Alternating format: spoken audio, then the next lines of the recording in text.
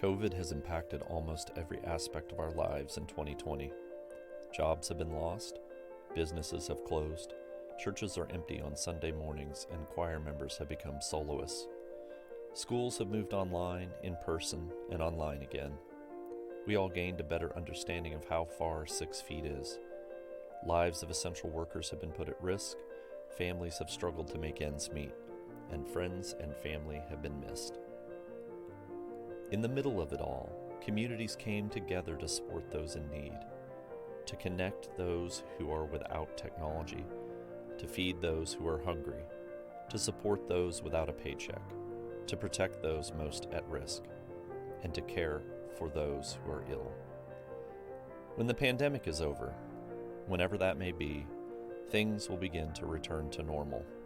The masks will come off, people will go back to work, friends and family will gather together, music will play, dinner and a movie will mean a restaurant and a big screen, and schools will fully reopen to welcome their students with hugs and high fives instead of hand sanitizer and temperature checks. Lives will move forward as they always do, and eventually, we'll start to forget our little part in a global pandemic and will no longer feel the impact of the year that was 2020. Or will we? We have all shared a collective traumatic experience this year. For many, the effects of this trauma and toxic stress go far deeper than anyone realizes. For those families that were already dealing with poverty, racism, or violence, the impact will continue, particularly for the young. What will it mean for toddlers and preschoolers to have missed those opportunities for socialization with their peers? What impact will the increased screen time have on their developing brains? What if the place in which you sheltered from COVID was not a safe space due to empty cabinets? What if it was even scarier than catching the virus due to domestic, sexual, or child abuse? When the virus is under control and we reemerge from our homes, the impact is not over. The toll on the bodies, minds, and hearts of our young children remains to be seen. Please don't forget.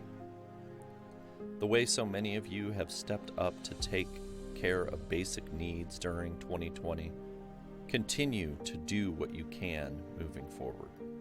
Educate yourself about the impact of trauma on early childhood and learn what you can do to be a safe, secure place for a young person in your life. And donate to the Childhood Trauma and Resilience Education Fund through the Douglas County Community Foundation. This fund supports trauma-informed and resilience programming and advocacy for the youngest survivors with a trauma history. It only takes one caring adult to help a child build a pathway to resilience.